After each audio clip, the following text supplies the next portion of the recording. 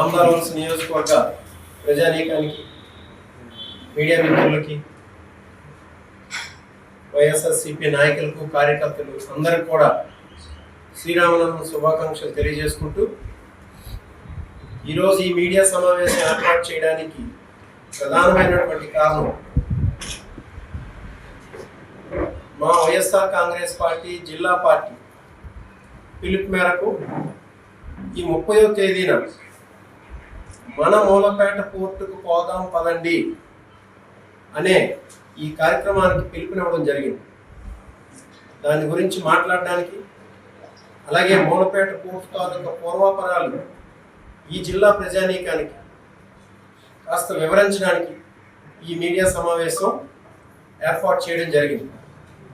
ఇప్పుడే మన పెద్దలు రమేష్ కుమార్ గారు అన్నట్టు ప్రపంచంలో ఏ నగరమైనా, ఏ ప్రాంతమైనా అభివృద్ధి చెందింది అని అంటే దానికి అక్కడ పోర్టు సిటీనే, లేకపోతే ఒక పోర్టు ఉన్నప్పుడు మాత్రమే అభివృద్ధి అనేది శరవేగంగా ముందుకు దూసుకువెళ్ళింది.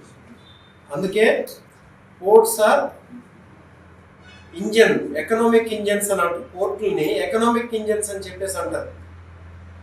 సో అటువంటి పోర్ట్లు మన భారతదేశానికి స్వాతంత్రం వచ్చిన తర్వాత ఈ ఆంధ్రప్రదేశ్ రాష్ట్రంలో కేవలం 4 పోర్టులు మాత్రమే ఇప్పటి వరకు, అంటే ఇప్పుడు మా జగన్మోహన్ రెడ్డి గారు ముఖ్యమంత్రి అయ్యేంత వరకు కూడా కేవలం 4 పోర్టులే ఉన్నాయి. ఆ 4 పోర్టులు కూడా ఏంటవి? విశాఖపట్నం సీ పోర్టు, కాకినాడ, కృష్ణపట్నం, అలాగే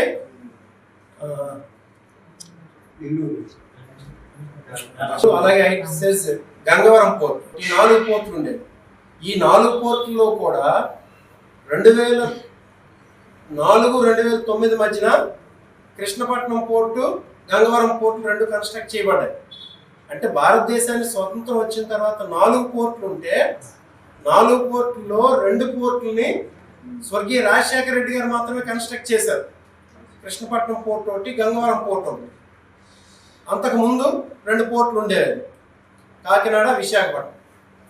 అయితే ఈ 4 పోర్టులు ఉంటే మా జగన్మోహన్ రెడ్డి గారు మన ప్రీత ముఖ్యమంత్రిగా ఉండేటప్పుడు ఏకంగా 3 పోర్టుల్ని 2019-24 మధ్యన ప్రారంభించడం జరిగింది. అలాగే పనులు కూడా శరవేగంగా తీసుకువెళ్ళడం జరిగింది. ఆ 3 పోర్టులు ఏంటి?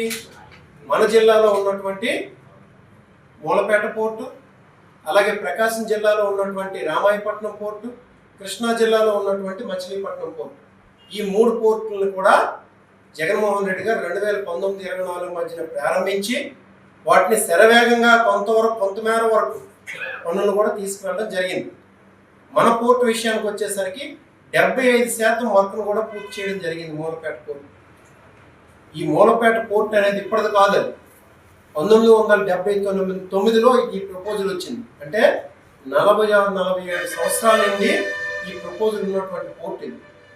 ఈ జిల్లాలో, శ్రీకాకుళం ఉమ్మడి జిల్లాలో ప్రారంభమైనటువంటి మొట్టమొదటి ఎకనామిక్ యాక్టివిటీ ఇది. ఈ ప్రాజెక్టు ద్వారా చూడండి, ఎన్నో ప్రాజెక్టులు ఉన్నాయి. వంశధార ప్రాజెక్ట్ ఉంది, రిమ్స్ మెడికల్ కాలేజ్ ఉంది, ఉద్దానం కిడ్నీ రీసెర్చ్ సెంటర్ ఉంది, లేకపోతే మన ఉద్దానం సర్ఫేస్ డ్రింకింగ్ వాటర్ ఉంది. ఇవన్నీ కూడా ఎయిదర్ అగ్రికల్చర్ సంబంధించిందైనా ఉంది, లేకపోతే సర్వీస్ సెక్టర్లో ఉన్నదైనా ఉంది. కానీ మూలపేట పోర్ట్ అనేది మొట్టమొదటి ప్రాజెక్ట్. ఏంటది? ఎకనామిక్ యాక్టివిటీ జరిగినటువంటి ప్రాజెక్ట్ అది. ఎకనామిక్ యాక్టివిటీ ఎందుకు అంటున్నానంటే, ఆ పోర్టు కానీ వచ్చినట్టయితే అక్కడ డైరెక్ట్గా ఎక్స్పోర్ట్స్ అండ్ ఇంపోర్ట్స్ జరుగుతాయి. ఎక్స్పోర్ట్స్ అండ్ ఇంపోర్ట్స్ చూడండి, ఏదైనా కోల్ కానివ్వండి, స్టీల్ కానీ, లేదా fertilizers, petrochemicals, food processing units, global trading, అలాగే మన రైతాంగానికి అవసరమైనటువంటి ఎన్నో ప్రోడక్ట్స్ని, అలాగే ఇంకా చూసుకున్నట్టయితే కోల్డ్ స్టోరేజ్లు, వేర్ హౌస్లు, కంటైనర్ కార్పొరేషన్స్, లాజిస్టిక్స్ హబ్స్ లాంటివి ఎన్నో పోర్టు దగ్గర ఉన్నటువంటి పరిసర ప్రాంతాల్లో ఉన్నటువంటి యాక్టివిటీస్. అలాగే చిన్నవి కొన్ని హండ్రెడ్స్ ఆఫ్ అనుబంధ సంస్థలు, పరిశ్రమలు ఏర్పాటు చేయడం అనేది జరుగుతుంది పోర్టు రావడం వల్ల. అంటే చూడండి, నేను ఎందుకు ఎకనామిక్ యాక్టివిటీ ఫస్ట్ డే అనడానికి కారణం ఏంటంటే ఇన్ని యాక్టివిటీస్ జరుగుతాయి. అలాగే thousands of direct and indirect employment ఉంటుంది. థౌజండ్స్ డైరెక్ట్గా థౌజండ్స్లో ఉంటారు. ఇంకా మరి ఎన్నో వేల ఉద్యోగాలు అనేవి ఇండైరెక్ట్ ఎంప్లాయ్మెంట్ ఉంటుంది. ఇంకోటి ఏంటంటే మన శ్రీకాకుళం జిల్లాని అంతర్జాతీయంగా కనెక్ట్ చేస్తుంది. అది ఇంటర్నేషనల్ కనెక్టివిటీ పెరుగుతుంది. అక్కడ ఒక ఇమ్మిగ్రేషన్ సెంటర్ ఒకటి ఉంటుంది. ఇంటర్నేషనల్ పీపుల్ వస్తారు. ఎన్నో హాస్పిటాలిటీ అంటే హోటల్స్, రెస్టారెంట్లు వాటి డెవలప్ అవుతాయి. సో డైరెక్ట్గా ఒక ఎకనామిక్ యాక్టివిటీ డెవలప్ అయినటువంటి ప్రాజెక్ట్ ఏదైనా ఉందంటే అది డైరెక్ట్గా పోర్ట్, సీ పోర్ట్. అది ఇది మన జిల్లాకి మొట్టమొదటిసారిగా వచ్చినటువంటి పోర్ట్. ఈ పోర్ట్ అనేది జగన్మోహన్ రెడ్డి గారు 2023లో శంకుస్థాపన చేయడం జరిగింది, ఏప్రిల్. చూడండి, ఆ శంకుస్థాపన చేయడానికి ముందు దానికి అవసరమైనటువంటి ల్యాండ్ ఎక్విజిషన్ అంతా పూర్తి చేయడం జరిగింది. ఎంతో హడ్డిలతో కూడుకున్నటువంటి ల్యాండ్ ఎక్విజిషన్. అలాంటి ల్యాండ్ ఎక్విజిషన్ కూడా పూర్తి చేయడం జరిగింది. అలాగే ఎన్నో పర్మిషన్స్ ఉండాలి పోర్ట్ అనేసరికి. State government, central government permissions, environmental, forest and climate change department నుండి పర్మిషన్ ఉండాలి. ఇమిగ్రేషన్ డిపార్ట్మెంట్ నుండి అంటే మినిస్ట్రీ ఆఫ్ ఎక్స్టర్నల్ అఫైర్స్ నుండి ఉండాలి. అలాగే ఏపీ మ్యారిటైమ్ బోర్డు నుండి ఉండాలి. పొల్యూషన్ కంట్రోల్ బోర్డు నుండి ఉండాలి. డైరెక్టర్ జనరల్ ఆఫ్ షిప్పింగ్ నుండి ఉండాలి పర్మిషన్. ఈ పర్మిషన్స్ అన్ని పూర్తి చేసి, ల్యాండ్ ఎక్విజిషన్ పూర్తి చేసి, అలాగే ఈ పోర్టుకి అవసరమైనటువంటి కాంట్రాక్ట్ ఏదైతే ఉందో ఆ కాంట్రాక్ట్ కూడా పూర్తి చేసి ఏప్రిల్ 2023లో దాన్ని శంకుస్థాపన చేయడం జరిగింది మన ప్రీతం నేత అయినటువంటి జగన్మోహన్ రెడ్డి గారి ఆధ్వర్యంలో.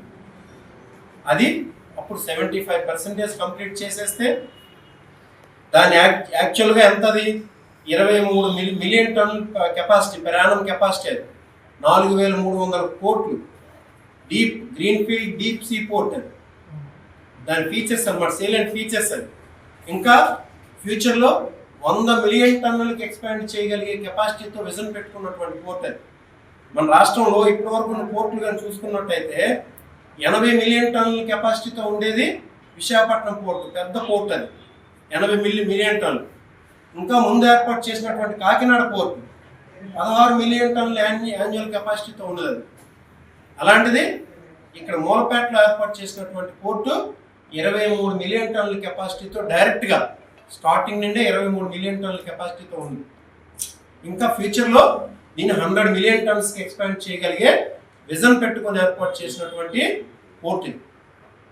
సో ఈ పోర్టుకి ఈ ఆబ్లిగేషన్స్ అన్ని పూర్తి చేసి, ఈ పర్మిషన్స్ అన్ని తీసుకొచ్చి, ల్యాండ్ ఎక్విజిషన్ పూర్తి చేసి, ఫైనాన్షియల్ ఎంటైటిల్మెంట్ కూడా, అంటే ఏదైతే ఈ 4300 కోట్లు ఉందో ఒక బ్యాంకింగ్ రంగంతో ఫైనాన్షియల్గా కూడా ఆ కాంట్రాక్టర్ ఎవరైతే ఉన్నారో ఆ కాంట్రాక్టర్కి వాళ్ళకి ఇంటర్లింక్ చేసి, సో ఎటువంటి ఫైనాన్షియల్ ప్రాబ్లమ్స్ లేకుండా 2025 డిసెంబర్కి పూర్తి చేయాలనే ఆలోచనతో జగన్మోహన్ రెడ్డి గారు 75% వర్క్స్ పూర్తి చేయడం జరిగింది.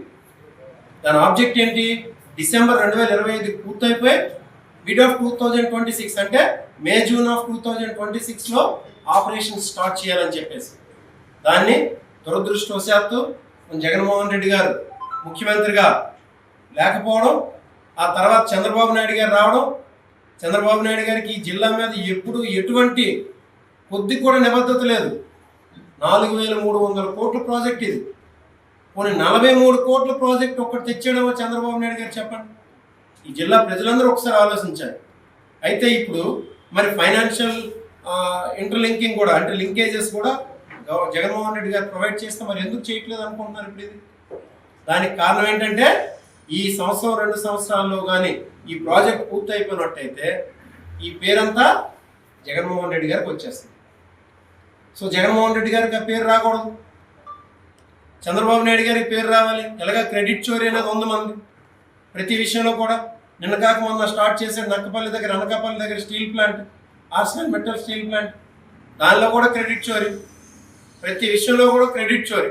ఇప్పుడు ఈ 4300 కోట్ల ప్రాజెక్టు కూడా క్రెడిట్ చోరీ. దీన్ని ఏం కప్పిపుచ్చుకోలేక ఏం చేస్తున్నారు? మొన్న అచ్చెన్నాయుడు గారు జిల్లా పరిషత్ మీటింగ్లో చెప్తున్నారు, మేమే సెంటర్లో ఉన్నాం, మేమే స్టేట్లో ఉన్నాం, అన్ని పర్మిషన్స్ తేవాలి, ఆ పర్మిషన్స్ తెచ్చేది మేమే కాబట్టి మేమే పూర్తి చేస్తామని చెప్పుకున్నాం. చంద్రబాబు నాయుడు గారు దమ్ములకు ఎవరికీ లేదు. ఇక్కడ ఈ మన జిల్లాలో ఉన్నటువంటి ఒక సెంట్రల్ మినిస్టర్ ఉన్నాడు, ఒక స్టేట్ మినిస్టర్ ఉన్నాడు, ఒక పియూసి చైర్మన్ ఉన్నాడు, మిగతా ఎమ్మెల్యేలు ఉన్నారు. మన జిల్లాకు ఉన్నటువంటి 4,300 కోట్ల ప్రాజెక్ట్ ఇది. ఎప్పుడైనా ఇస్తాడా? ఎవరైనా ఇంకొక ముఖ్యమంత్రి ఇస్తాడా? అలాంటి ప్రాజెక్ట్ ఇక్కడ ఉంటే దాన్ని పూర్తి చేసుకోవడం వీళ్ళకి చేతగాక తిరిగి చంద్రబాబు నాయుడు గారిని ప్రొటెక్ట్ చేసి మాట్లాడుతున్నారు. ఒకసారి ఆలోచించేయమని చెప్పేసి జిల్లా ప్రజలందరూ కూడా కోరుకుంటున్నాం. ఎందుకనంటే చంద్రబాబు నాయుడు గారికి ఈ జిల్లా మీద ఎటువంటి చిత్తశుద్ధి కూడా ఇప్పటి వరకు లేదు. ఇప్పటి వరకు అభివృద్ధి జరిగినటువంటి ప్రాజెక్టులు ఏమైనా ప్రారంభించడం కానీ పూర్తి చేయడం కానీ జరిగితే లైక్ ఏంటి, వంశధార ప్రాజెక్ట్ కానీ, మన బుడగట్లపాలెం ఫిషింగ్ హార్బర్ కానీ, మూలపేట పోర్టు, లేకపోతే మన kidney research centre, Uddanam surface drinking water scheme, IIIT, trims medical college, Ambedkar university, ఇవన్నీ కూడా తెచ్చింది అప్పుడు రాజశేఖర రెడ్డి గారైనా తెచ్చారు, లేకపోతే మా ప్రీతం నేత అయినటువంటి జగన్మోహన్ రెడ్డి గారైనా తెచ్చారు. వీళ్ళు ఎప్పుడూ చంద్రబాబు నాయుడుకి ఈ జిల్లా మీద ఎప్పుడూ నిబద్ధత లేదు. 10కి 10 సీట్లు ఇచ్చినప్పుడు కూడా నిబద్ధత లేదు. ఆ నిబద్ధత లేక చంద్రబాబు నాయుడు గారు చేయకపోతే ఇక్కడ ఉన్నటువంటి నాయకులు చంద్రబాబు నాయుడిని కాపాడాలి. వీళ్ళకి వెళ్ళి చంద్రబాబు నాయుడుతో ఫైట్ చేసి ఇచ్చినటువంటి సత్తా లేదు. చంద్రబాబు నాయుడు గారికి మన జిల్లా మీద చిత్తశుద్ధి లేదు. అందుకు ఇటువంటి ప్రాజెక్ట్ని అసలు ఏ స్థాయిలో ఉన్నది, మనం ఖచ్చితంగా దీన్ని ఒక ఒక రకమైనటువంటి ఒత్తిడి తీసుకొచ్చి మన జిల్లాకి ప్రాజెక్ట్ పూర్తి చేసినట్టయితే ఈ జిల్లా ఆర్థిక పరంగా ఎకనామికల్గా ఎంతో డెవలప్ అవుతుందని చెప్పేసి నమ్మి ఇప్పటి వరకు జగన్మోహన్ రెడ్డి గారి హయాంలో జరిగినటువంటి పనుల్ని ప్రజానీకానికి, ఈ జిల్లా ప్రజానీకానికి, ఈ రాష్ట్ర ప్రజానీకానికి చూపించాలనే ఉద్దేశంతో ఈ నెల 30వ తేదీన మన మూలపేట పోర్టుకు పోదాం పదండి అనే ఒక కార్యక్రమాన్ని శ్రీకాకుళం జిల్లా పార్టీ, వైఎస్ఆర్ కాంగ్రెస్ పార్టీ జిల్లా పార్టీ ఆధ్వర్యంలో తలపెట్టడం జరిగింది. దీనివల్ల ఏంటంటే ప్రజానీకానికి తెలుస్తుంది జగన్మోహన్ రెడ్డి గారు ఏం చేశారు, చంద్రబాబు నాయుడు గారు ఎందుకు ఆపుతున్నారు, తెలుగుదేశం నాయకుల తాలూకా అనాసక్తి లేకపోతే వాళ్ళ చేతగనతనం ఏంటి అని చెప్పేసి ప్రజలకు తెలియజేయాలనే ఉద్దేశంతో ఈ నెల 30వ తేదీని తలపెట్టడం జరిగింది.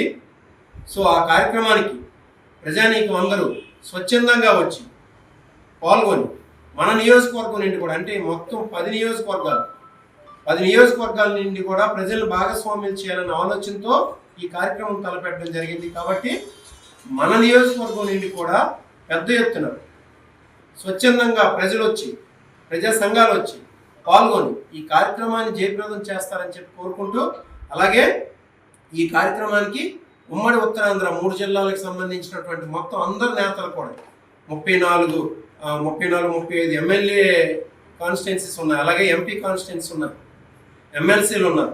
అందరు నాయకులు కూడా 30వ తేదీన ఈ కార్యక్రమంలో పాల్పంచుకుంటారు. కాబట్టి మనం దీన్ని ప్రజల్లోకి ఎంత పెద్ద ఎత్తున తీసుకెళ్ళగలిగితే అంత ప్రజలు ఏంటంటే అంత పెద్ద ఎత్తున చంద్రబాబు నాయుడు మీద కానీ, తెలుగుదేశం పార్టీ మీద కానీ, ఈ కూటమి ప్రభుత్వం మీద కానీ ఒత్తిడి తీసుకొచ్చి ఆ మూలపేట పోర్ట్ అనేది సాకారం చేసుకొని మన ప్రాంతం యువకులకి, వేలాది మంది యువకులకు ఉపాధి కలుగుతుంది.